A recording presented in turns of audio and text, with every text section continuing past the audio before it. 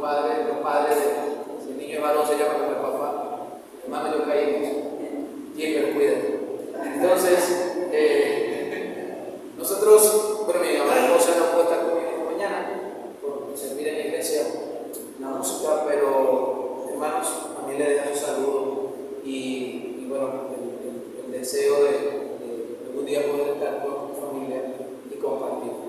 Así que, bueno, hermanos, un gran gozo, un gran privilegio de verdad y de verdad muchísimas gracias por su amor, por su recibimiento, gracias por sus oraciones, por estar allí dispuestos a escuchar la palabra de Dios con temor. Así que, bueno, mis hermanos, vamos a la santa palabra de nuestro buen Dios y quiero invitarle por favor como ya muchos saben, el libro de Filipenses, la epístola a los Filipenses, capítulo 2, versículo 12 al 18. Filipenses, capítulo 2, versículo del 12 al 18.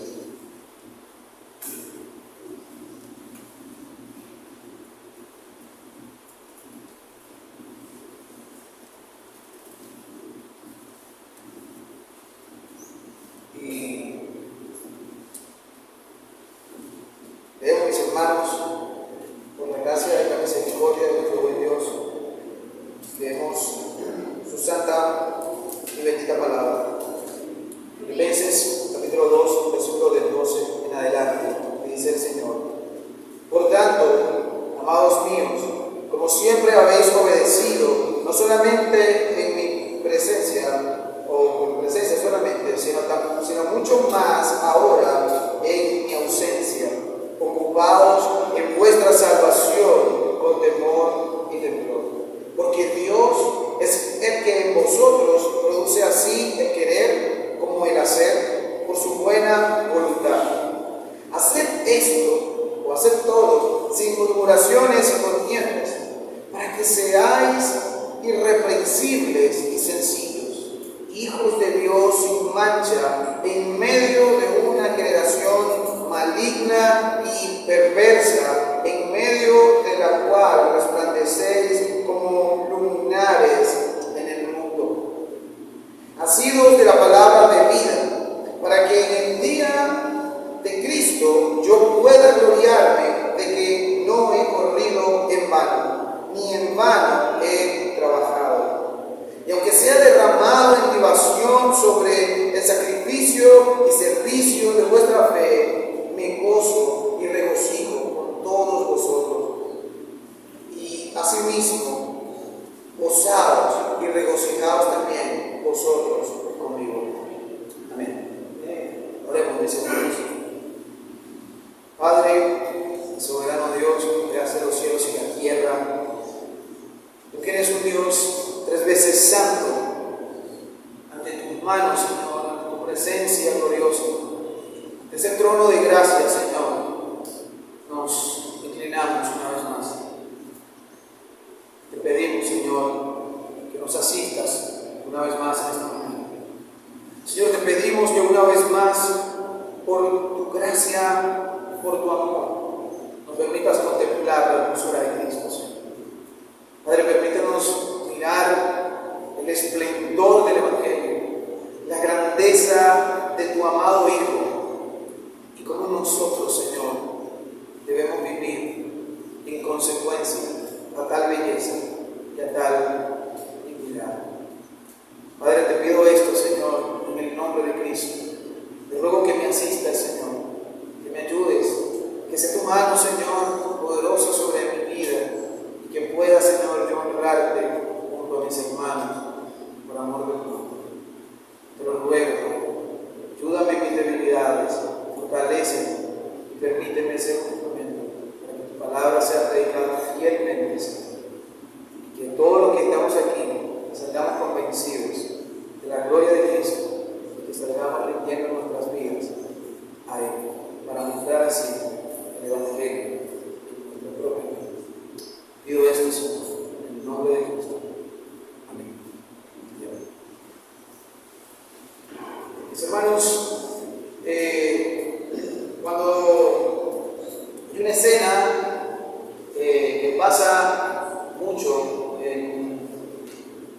lugares del planeta, pero particularmente en alta mar es más peculiar. Cuando la noche está bastante oscura y muchos navegadores están en alta mar,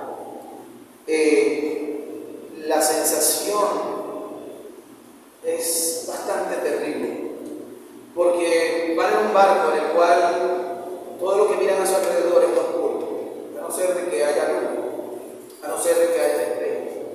Pero cuando la situación se torna bastante oscura, se vuelve muy complicado, mis hermanos, poder mirar y poder sentir seguridad.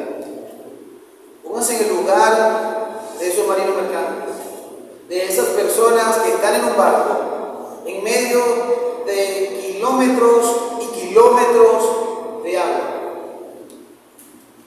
Y allí en medio de la nada, tú no sepas qué hacer. Tú no sepas cómo estar, cómo tener la seguridad de que llegarás a un puerto seguro. Ya hoy hay tecnología y por supuesto hay muchísimas formas de navegación.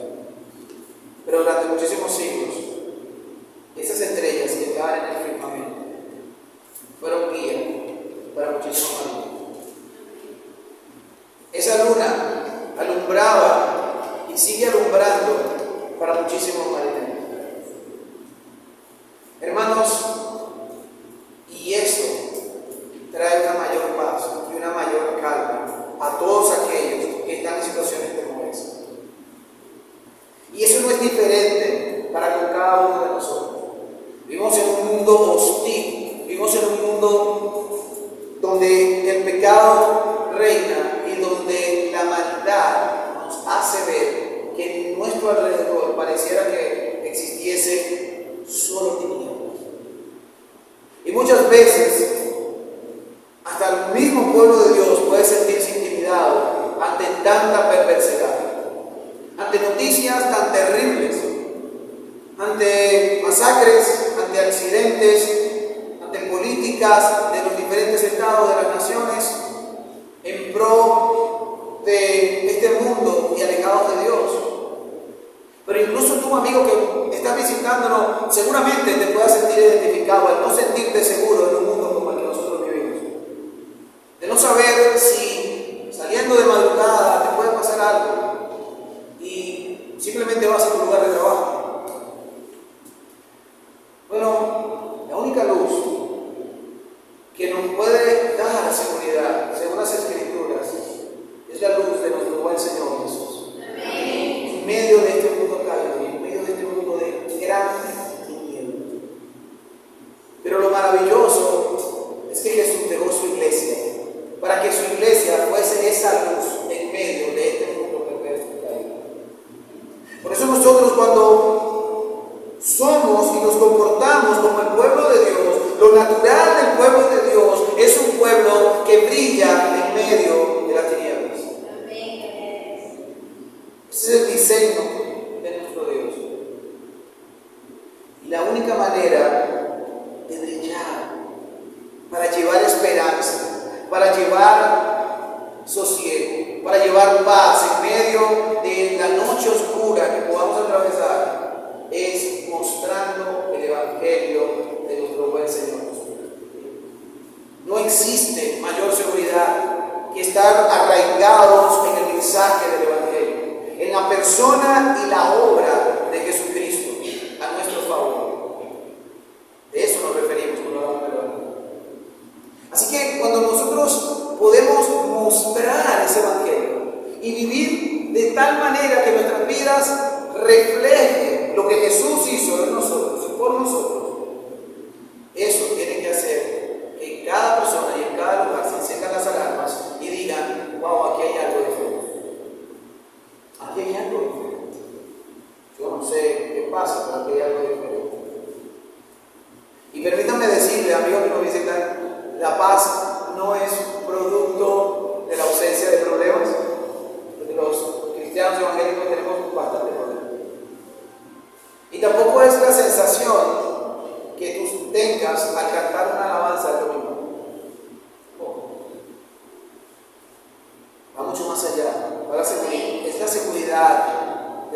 paz con Dios. Saber que tus pecados han sido perdonados. Y esa paz que ahora podemos experimentar los que hemos conocido. Así que pensando en esas verdades, por eso he titulado este sermón, muestren el Evangelio. Muestren el Evangelio. Y ante esa verdad les comparto mi argumento, mis hermanos, para esta mañana. Lo que quiero comunicar con ustedes es que puedan mostrar el Evangelio o mostrar los resultados del Evangelio en sus vidas, porque esto es obra y agrado de Dios. Muestren el resultado del Evangelio en sus vidas, porque eso es una obra de Dios, pero también es algo agradable a Dios. Es un deleite para Dios. Sus hijos anden como deben. Y es mi deseo, hermano, poder hacer esto a la luz de 4 puntos. Y quisiera que en primer lugar podamos ver en nuestro texto que debemos mostrar el Evangelio ocupándonos con reverencia. Muestren el Evangelio ocupándose con reverencia. Versículos 12 y 13. En segundo lugar, muestren el Evangelio sin murmuraciones ni contiendas. Muestren el Evangelio sin murmuraciones ni contiendas. Versículos 14 y 15. En tercer lugar, muestren el Evangelio arraigados al Evangelio, aferrados al Evangelio. Versículo 16. Y en cuarto lugar, muestren el Evangelio sirviendo con sacrificio y gozo. Sirviendo con sacrificio y gozo. Así que permítanme, mis hermanos, poder acercarme entonces a la palabra del Señor, que juntos podamos mirar estas verdades que están allí y cómo esto trae alabanza a Dios y trae gloria a Dios cuando su iglesia camina con una vida que ha sido redimida, mostrando, modelando cómo el Evangelio sí transforma nuestra vida, sí cambia para la gloria de Dios. Y lo primero que vemos entonces es cómo debemos mostrar el Evangelio, ocupándonos con reverencia, o ocupándote con reverencia. Y vemos, como leímos, hermanos, en el versículos 12 y 13 de nuestro pasaje, usted puede leer allí nuevamente, que ese pasaje comienza con un conector, y ese conector es por lo tanto. Por lo tanto, lo que me indica es que lo que el apóstol Pablo nos va a decir está conectado a todo lo anterior que ya él ha dicho. Todo lo que él ha dicho, escrito hasta aquí en la carta, es una base para él ahora presentar lo que él le va a pedir o lo que él le va a escribir a su audiencia. Lo que él le va a continuar diciendo a los filipenses. Y la pregunta entonces es, ¿qué es lo que el apóstol Pablo le dijo entonces hasta aquí? Bueno, él ha hablado de muchísimas cosas, pero más puntual, en el capítulo 2, en los primeros 11 versículos, vemos, hermanos, que el apóstol Pablo está llamando a cómo el pueblo de Dios debe vivir en humildad con todos los creyentes, imitando la humildad que hubo en Cristo. Le doy gracias a Dios que esta última alabanza que cantamos facilitó este sermón, porque lo tienen claro. Si ven, hermanos, allí en sus Biblias, y les ruego que lo lean, desde el versículo 5 en adelante, vemos que Dios, el apóstol Pablo, Dios a través del apóstol Pablo, pone a Cristo como el máximo ejemplo de humildad. Y Él nos pide que exista en nosotros el mismo sentido. ¿Y dónde se puede ver esa humildad? Bueno, en que el Hijo de Dios no escatimó el ser en forma de Dios, sino que Él se despojó a sí mismo para venir y encarnarse. El Dios de los cielos, inmutable, perfecto, glorioso, santo, quiso, mis amados hermanos, hacerse un ser humano y habitar en este mundo de tinieblas que acabamos de describir hace poco. Él no necesitaba hacer esto, pero por amor desde la eternidad pasada y por su plan redentor, Él vino a este mundo. Pero no solo se encarnó, sino que fue y murió por nuestros pecados. Dice que eso fue más humillación. El se humilló mucho más y fue hasta la muerte de cruz. Hermanos, para los judíos y amigos que me escuchan, la muerte de cruz era objeto de maldición. Y para los romanos era un objeto de burla y de desprecio. Morir en la cruz era, quizás no sé si la peor muerte, pero era la muerte más denigrante y indignante que podía existir en ese momento. Jesús quiso morir así por todo su pueblo. Eso significa humildad. Y ante esa gloriosa salvación de nuestro Dios, ese amado Padre Celestial exaltó a ese amado Hijo, a ese humilde Hijo. Por eso le dio un nombre que es sobre todo nombre, para que en el nombre de Jesucristo se doble toda rodilla y toda lengua confiese que Él es el Señor, para la gloria de Dios Padre. Dice el versículo 11. Así que, mis hermanos, lo que vemos allí es el mensaje del Evangelio. La base de todo lo que Pablo nos va a pedir está puesto sobre el Evangelio y la humildad que tiene que tener su iglesia viviendo de esa manera. Y eso es interesante y es importantísimo a la luz de este texto, porque vamos a ver muchos mandamientos. Si se dan cuenta, en todos los puntos que les dije, es ocúpense, hagan esto, sirvan, hagan. Y eso termina muchas veces cargándonos de cosas. Pero hay que entender algo, la base de una vida que tiene frutos es porque ya ha sido salvada por un evangelio glorioso, el evangelio de Jesucristo. Esa es la base. Y les ruego que lo tengan en mente porque va a ser muy importante. En base a eso, por lo tanto, que Cristo nos salvó de esa manera y se humilló. Y nosotros debemos de andar en esa humildad de Cristo. Pablo procede en el versículo 12 a pedirles que ellos sean obedientes, pero ahora de una mejor manera. Ellos debían ser obedientes no solamente como lo habían sido mientras Pablo estaba físicamente con ellos. Y sabemos que Pablo estuvo físicamente con ellos porque en Hechos, libro de Hechos, capítulo 16, vemos cómo se funda la iglesia en Filipos. Y cómo desde la fundación en Filipos, una iglesia que tuvo mucha persecución. Pero Pablo le escribe ahora desde prisión. Y Pablo le escribe a ellos y le dice: mira, ahora que yo no estoy cerca, yo les pido que por favor me obedezcan mayormente. Si me obedecieron cuando yo estaba entre ustedes, les pido que ahora que no estoy entre ustedes, su obediencia sea mayor. Y que entonces es lo que demanda Pablo de estos hermanos. Que se ocupen, dice el versículo 12, en su salvación con temor y temblor. Que se ocupen en su salvación con temor y temblor. Hermanos, generalmente, parte de la iglesia ha interpretado este texto de una manera que, desde mi punto de vista, es errónea. Y muchos entienden ese versículo como algo de lo que aferrarnos para decir que debemos cuidar nuestra salvación, porque si no nos ocupamos en cuidar nuestra salvación, entonces la podremos perder. Y muchas personas viven con esa incertidumbre, mis amados hermanos, creyendo que depende de ellos su salvación.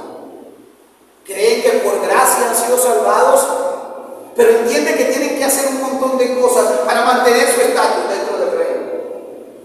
Yo quiero demostrar por medio de las Escrituras que esa interpretación no es la más apegada a Jesús. En primer lugar, por la razón que ya vimos, por la razón que Pablo acaba de escribir. Pablo acaba de demostrar en los versículos anteriores, hermanos, cómo Él nos salvó por medio del Evangelio. Él acaba de demostrar que Cristo Jesús fue a la cruz, a la peor muerte, para morir en sustitución del pueblo que debía morir allí. Dios hizo una obra perfecta en Cristo, y por esa obra perfecta de nuestro Señor, Él está sentado a la diestra de Dios, gobernando con poder.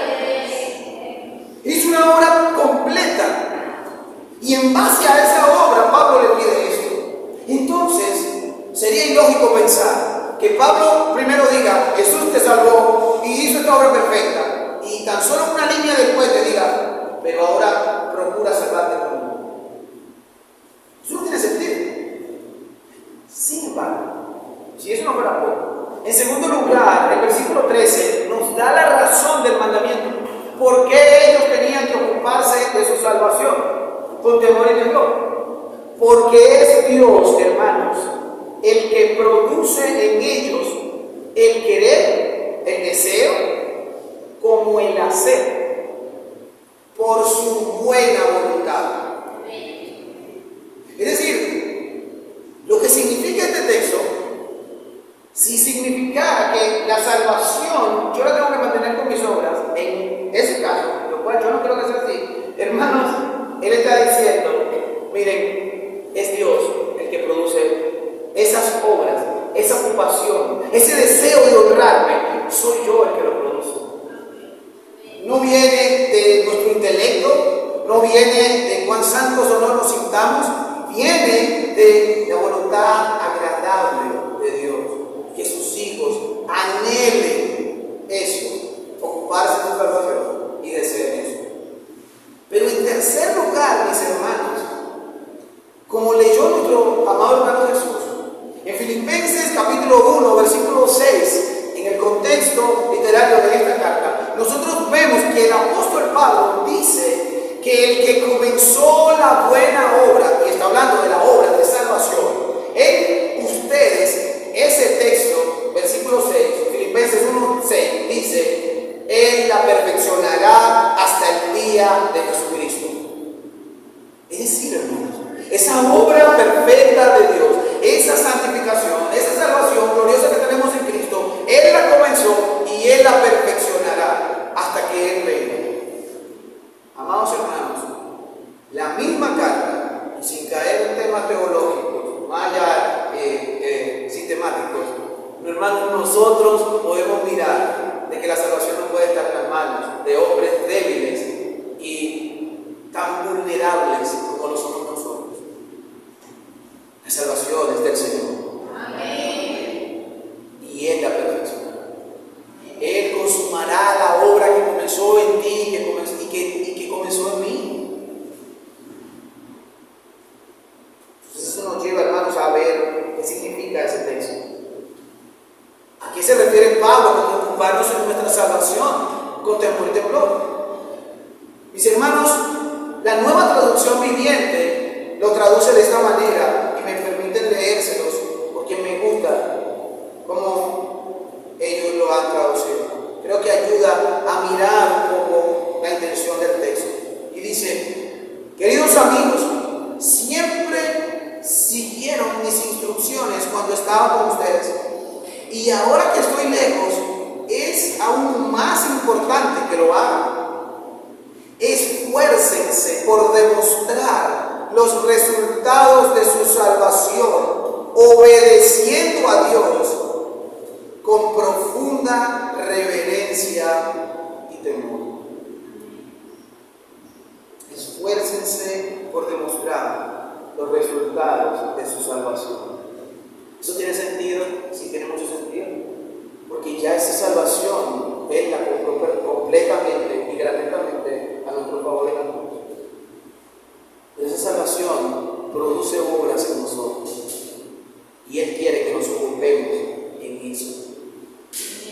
Dios quiere que el creyente sea intencional en ocuparse en esos resultados, en lo que produce, valga la redundancia, la obra de Jesús. Porque el Evangelio no nos va a salvar para luego dejarnos igual. Eso no existe. Eso no es Evangelio. Eso puede ser cualquier otra cosa, pero no es Evangelio. El Evangelio de Dios transforma vidas y produce cambios reales. Y transforma no solo nuestras vidas, nuestras familias, nuestras iglesias, nuestras sociedades y nuestras naciones. Ese es el Evangelio que nosotros vemos en las Escrituras. Y lo que Pablo le está diciendo a nuestros hermanos es, miren, por favor les ruego, ocúpense en vivir de esa manera. Muestren cómo el Evangelio ha dado un cambio en sus vidas y ha producido hombres y mujeres de buenas obras. Pero háganlo de una manera concreta reverencia, con el temor y el temblor que un Dios 3 veces santo merece. ¿Y saben por qué lo deben hacer? Porque es Dios mismo el que produce esto en ustedes. Está diciendo así. Pablo, tiene mucho sentido. Dios, amigos y hermanos, es el que produce ese deseo que a veces sentimos de buenas obras. Wow, yo quiero orar. Eso no viene de ti. Es Dios quien produce ese deseo y quien produce el que tú procedas a la oración. Es Dios el que se lleva la gloria aún en nuestras buenas obras. Y eso es fascinante, mis hermanos. Pero lo que el Señor quiere es que nosotros nos ocupemos en eso. Que el Señor anhela que nos ocupemos en eso. Y yo te pregunto, mis hermanos, a cada uno de los que estamos aquí, o a los que nos visitan, ¿crees que debes hacer cosas para mantener tu salvación? Como hemos visto, no. Pero miren, si hay algo que debe traer un peso terrible, y lo poco que he visto en otras personas, es saber que cualquier cosa que tú hagas ya te hizo perder tu salvación.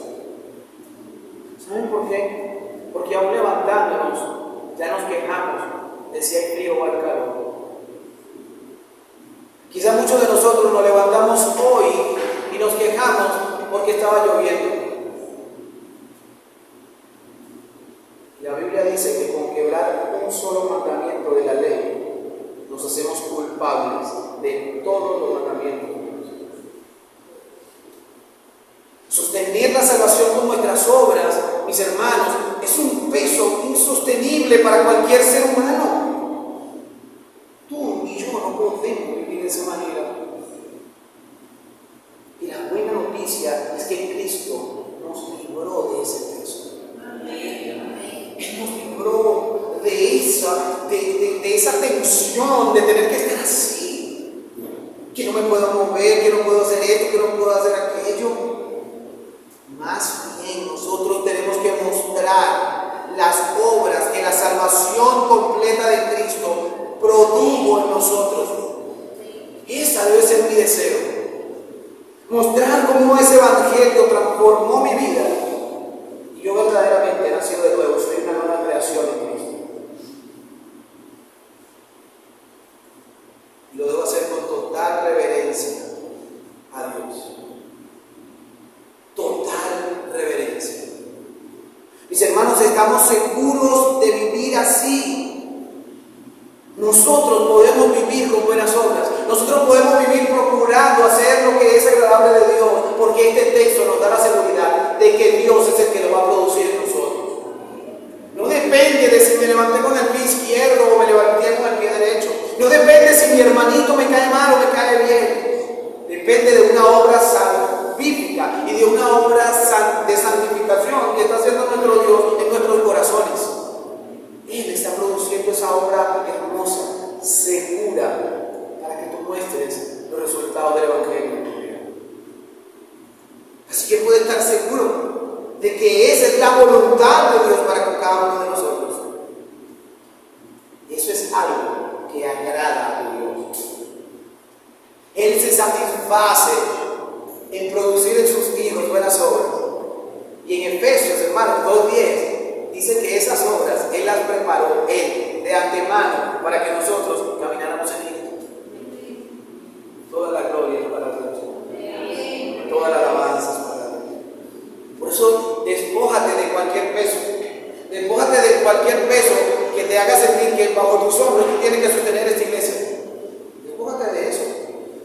Es Dios el que produce el querer como el hacer, por su buena voluntad. Despójanse, mis hermanos. Y más bien ocúpense en hacer lo que Dios nos ha mandado a cada uno de nosotros. Ocupémonos en eso. Porque eso es lo que Dios quiere. Eso es lo que Dios quiere.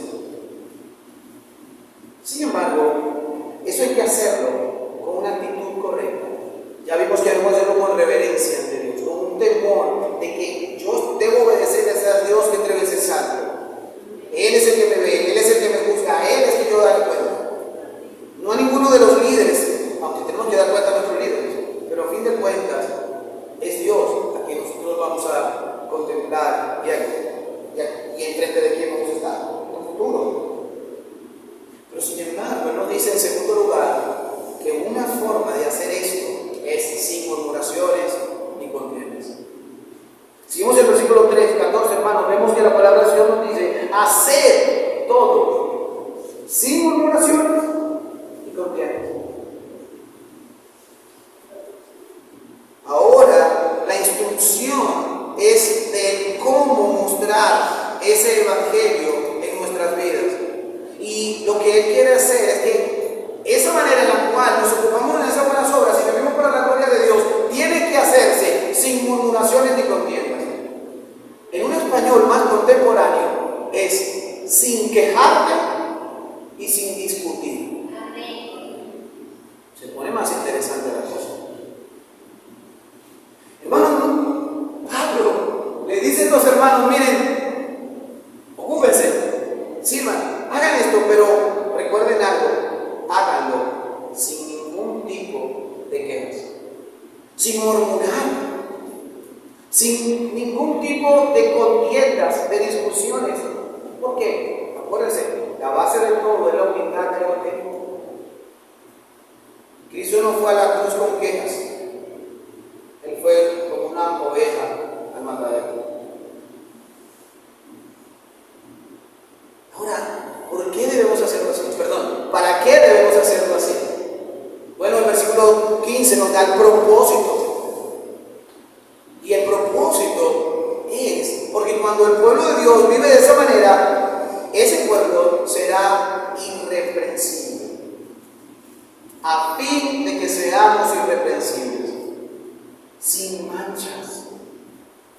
La idea que está comunicando allí es que nos comportemos como hijos de Dios, y eso implica pureza, eso implica santidad. Amados hermanos y amigos, eso implica el hecho de que cuando yo viva sin quejas y murmuraciones, voy a mostrar a ese evangelio precioso, a ese evangelio glorioso, esos resultados que Él está haciendo en mi vida, y voy a poder mostrar a este mundo cómo Dios transforma y cambia nuestra vida.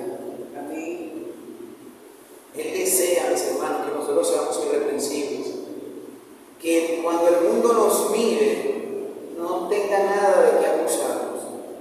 Eso no significa perfecto, sin ningún pecado, porque ninguno de nosotros puede hacerlo.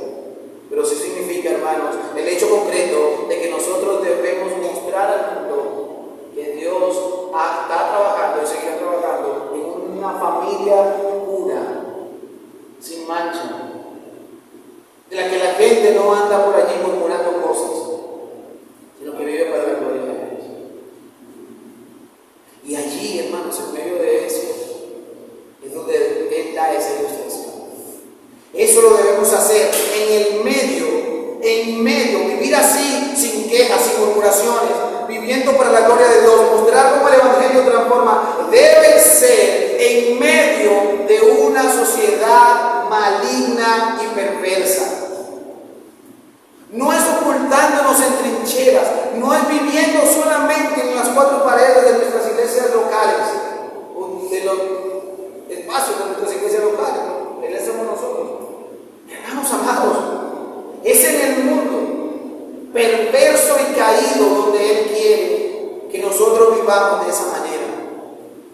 Dios quiere que vivamos así porque hay un propósito para eso.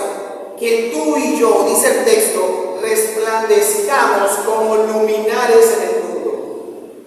Y esa es la misma idea que le di al principio.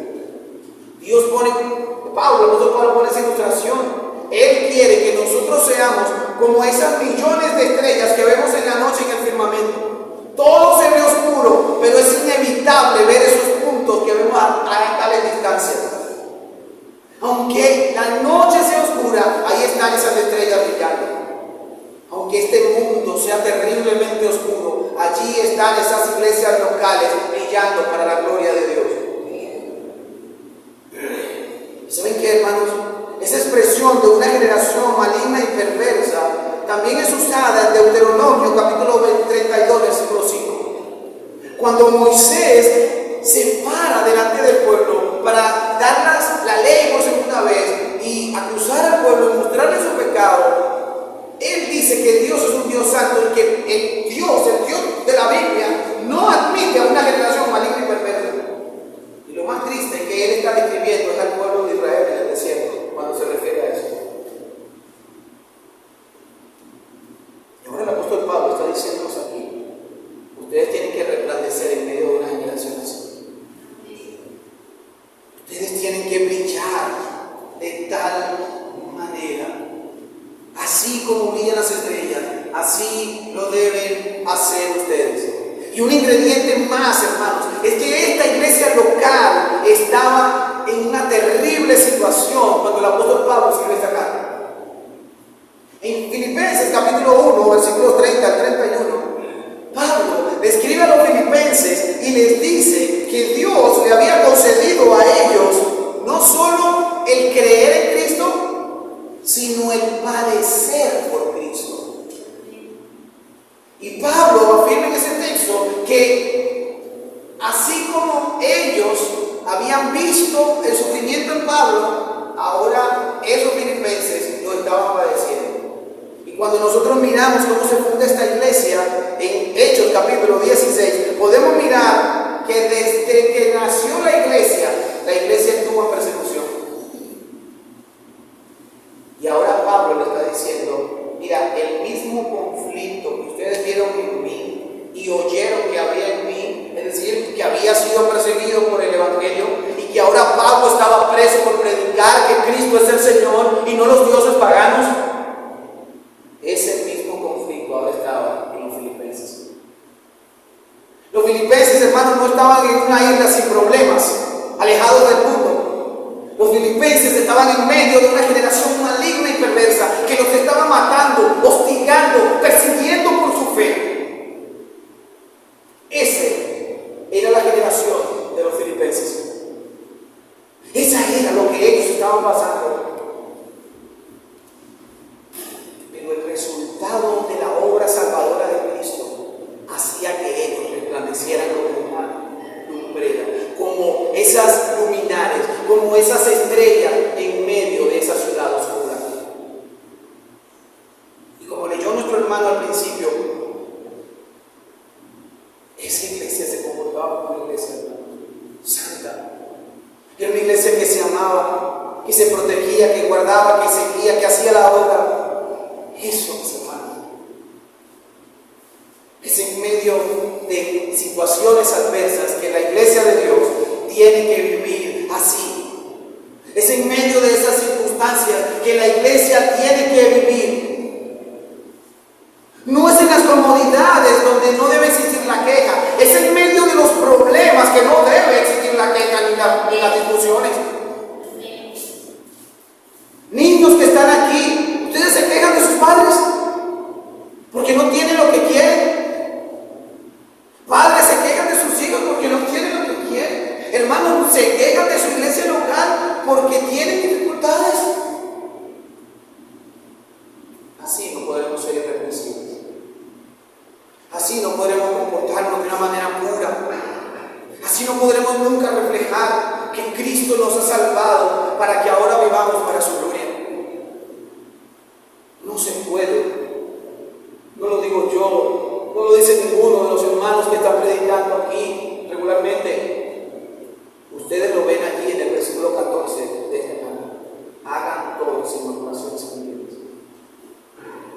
¿Y saben qué? Mientras yo meditaba en la semana para estar entre ustedes por la gracia de Dios, ese versículo carcomió mi mente durante toda la semana. Porque ante todas las dificultades que vivimos, mis amados amigos y hermanos, lo primero que brota de nuestro corazón es una queja. Una queja por la situación del país, una queja por la gasolina, una queja por los alimentos, una queja porque hace calor, una queja porque llueve. Y cada vez que de mi boca quería salir esa queja, esa discusión, una contienda, Dios me recordaba hacer todo sin murmuración. Recuerda que tú eres una pequeña estrella quizá, pero eres una estrella que brilla en este mundo perdido.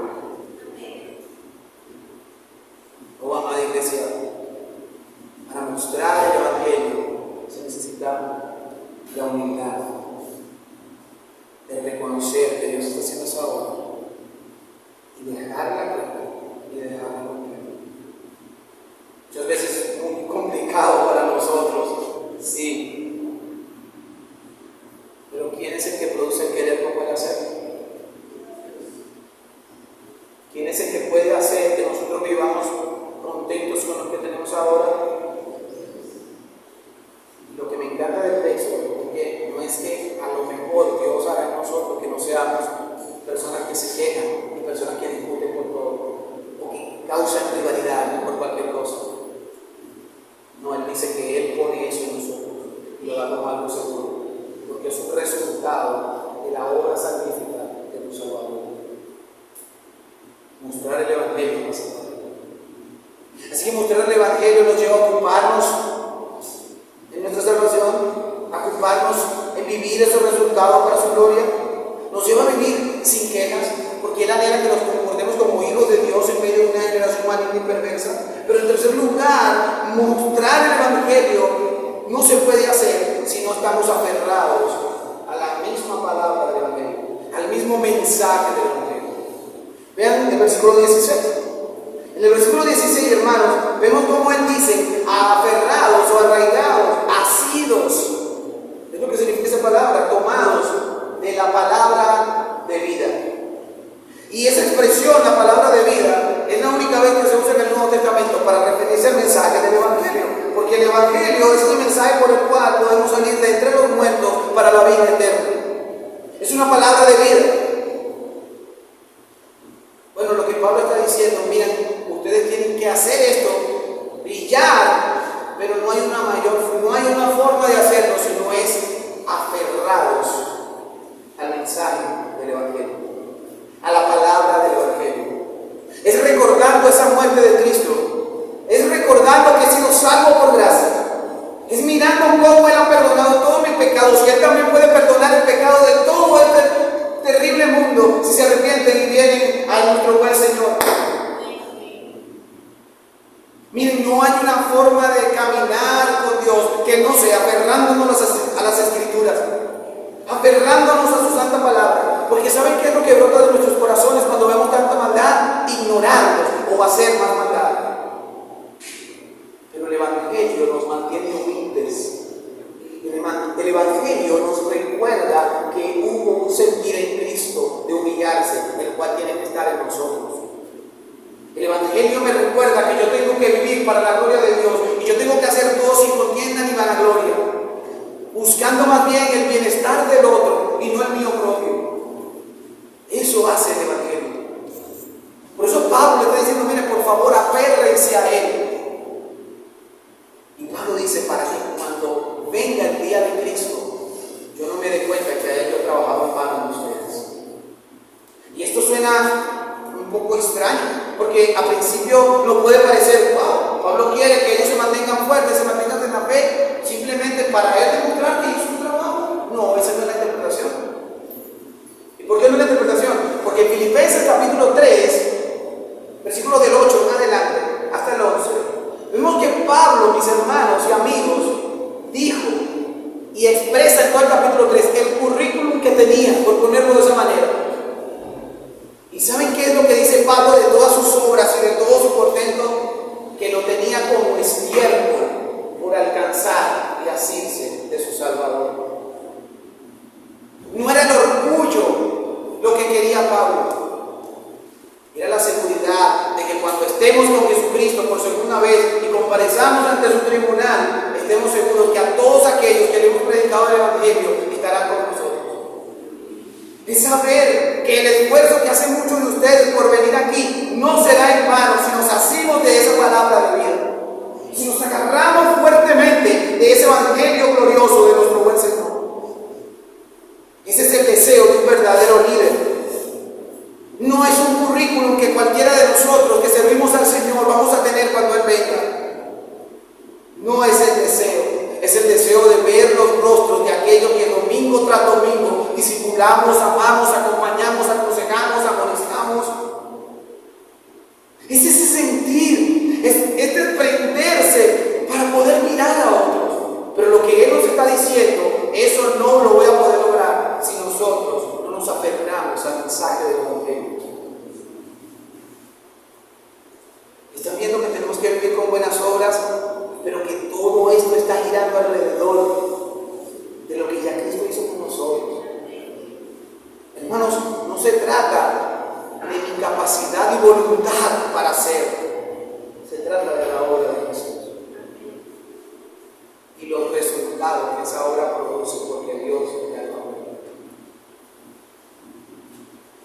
Si queremos llegar a ese terreno, si queremos vernos cara a cara, no hay otra forma que seguir confiando en ese mensaje, que seguir descansando en ese mensaje. Y eso, hermanos y amigos, es lo que Dios desea para cada uno de nosotros. Pero en cuarto lugar, debemos mostrar el Evangelio sirviendo con sacrificio y gozo. Fíjense, hermanos, cómo el apóstol Pablo termina este párrafo, o estos párrafos de la epístola a los Filipenses. Y él termina diciendo: y aunque yo sea derramado en libación, en el sacrificio o el servicio de nuestra fe, yo lo voy a hacer con gozo. Yo lo voy a hacer con todo gozo. Y es un pasaje que nos puede parecer un poco extraño a cada uno de nosotros. Libaciones, sacrificios, esas son palabras que no son tan cercanas a nosotros. Pero lo primero que quiero que noten en el texto es el contraste que hay entre lo que él acaba de decir. Aférrense a la palabra para que cuando llegue ese día de Cristo, mira, yo pueda darme cuenta que no corrí en vano, que verdaderamente sembré el Evangelio y que Dios produjo el crecimiento en ustedes. Pero además de eso, ahora dice: y aún así, o sin embargo, sería otra forma de traducirlo, ¿saben qué? Yo estoy dispuesto a servir a su fe en Cristo como un sacrificio. Yo estoy dispuesto a ser derramado en mi servicio, de la misma manera que se hacían las libaciones en el Antiguo Testamento. Las libaciones eran una ofrenda líquida, era un líquido que se derramaba para ser parte de los sacrificios del Antiguo Testamento, de los holocaustos, de las ofrendas de paz, todo eso. Y así, de la manera en la que se derramaba ese líquido para ir al sacrificio, Pablo está diciendo: yo no tengo ningún problema en desgastarme por completo, en derramarme como un sacrificio vivo para que ustedes puedan, o para yo servirles en el servicio de vuestra fe. ¿Y saben qué? Eso para mí es un gozo. Hermanos, Pablo está dispuesto a hacer y correr la vía extra las veces que fuera necesario para que esos cristianos pudieran crecer en su fe, pudieran servir en su fe. Eso es un líder. Eso es un hijo de Dios. Pablo le está diciendo: miren, por favor, vean, yo lo que quiero es que sepan que así yo muera en prisión, que es donde Pablo estaba, sea lo que sea que a mí me pase, créanme, amado filipenses, es un gozo si yo llego a morir por servir al pueblo de Dios. ¿Sí que le dice Pablo? Por favor, gócense conmigo. En ese sacrificio del servicio, gócense conmigo. Gócense conmigo. Compartan mi gozo de servir a los santos. Compartan mi gozo de servirse en amor unos a otros. De que eso abunde más y más. ¿Y saben qué, hermanos?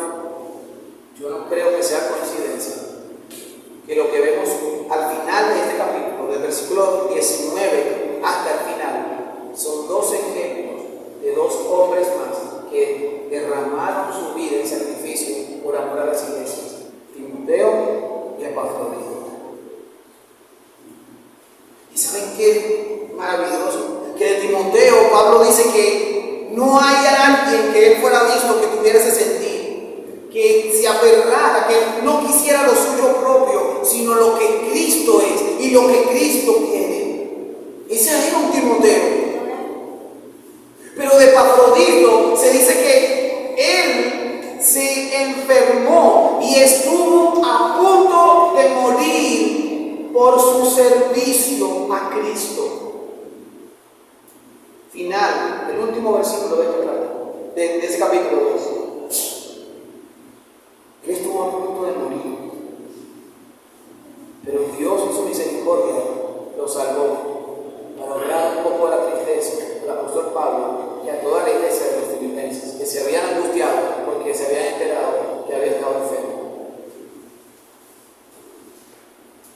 el sacrificio a Dios no es un asunto de los apóstoles, del Cordero.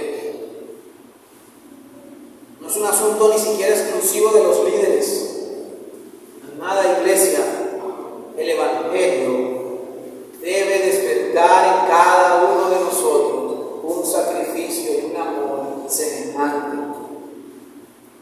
al del apóstol Pablo, semejante al de Timoteo, semejante al de Epafrodito, hombres que no escatimaron sus vidas, sino que entendían que expandir el reino de Dios era más importante.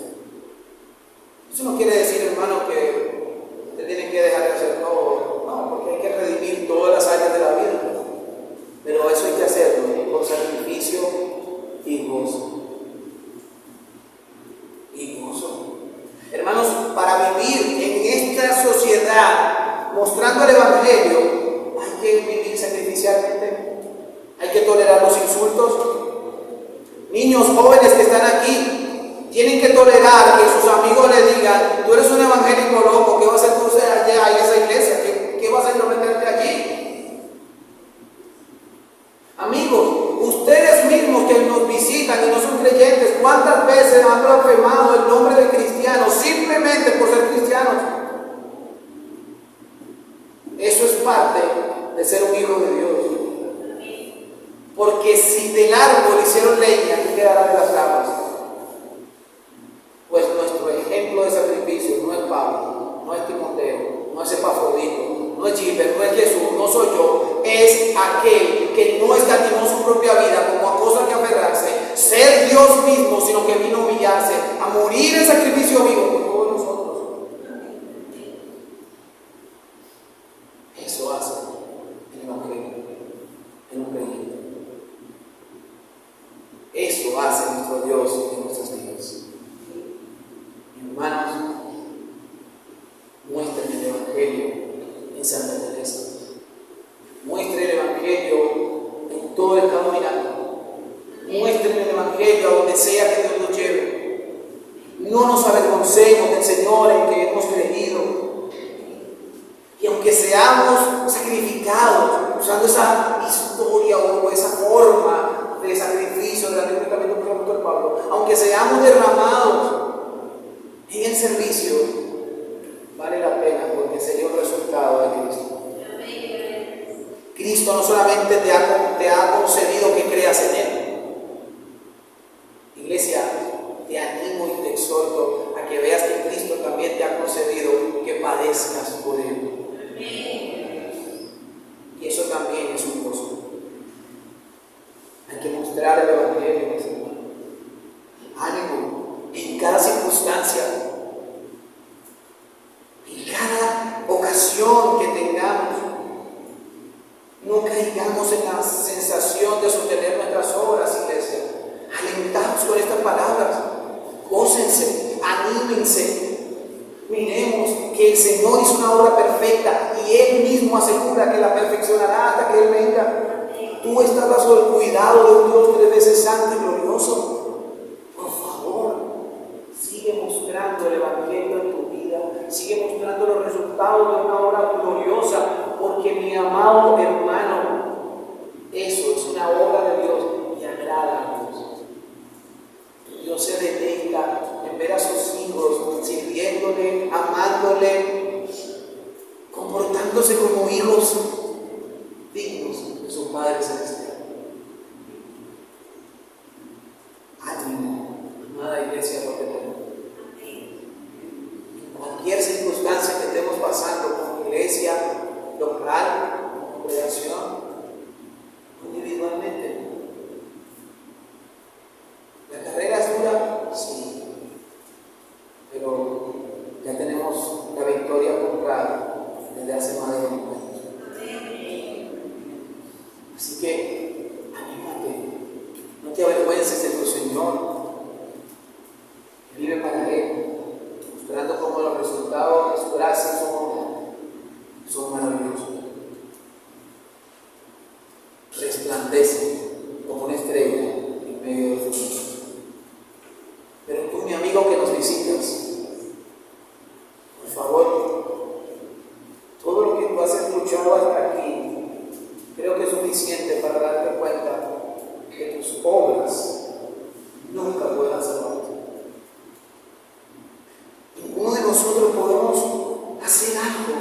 que pueda mover el corazón de Dios para poder Él satisfacer su justicia y su perfección. Nuestras obras, hasta las mejores obras que tengamos, los buenos gestos que tengamos, las Escrituras nos describen como un trapo de inmundicia. Nuestro corazón está terriblemente perdido, terriblemente caído, y nuestros deseos siempre serán ser parte de las tinieblas que rodean este mundo. Y si tú estás en esta mañana aquí, créeme, ha sido por parte de la providencia de Dios, para que puedas escuchar la humildad del Evangelio de Jesucristo. Pero ¿qué sería lo contrario de la humildad? La soberbia, la altivez. Amigo, cada vez que tú decides rechazar este mensaje, estás siendo altivo para con Dios. Cada vez que tú dices, ¿qué voy a hacer yo ahí? A mí no me van a lavar el cerebro. ¿Qué se creen estos? ¿Qué creen estos jovencitos que están allí en tu laguna hablando y predicando? Que a mí me van a convencer. Cada vez que tú te comportas así, estás siendo soberbio ante ese Dios. Pero yo te ruego, ven a Cristo. Hoy es un buen día para cambiar esa soberbia por la humildad de reconocer que no podemos salvarnos a nosotros mismos.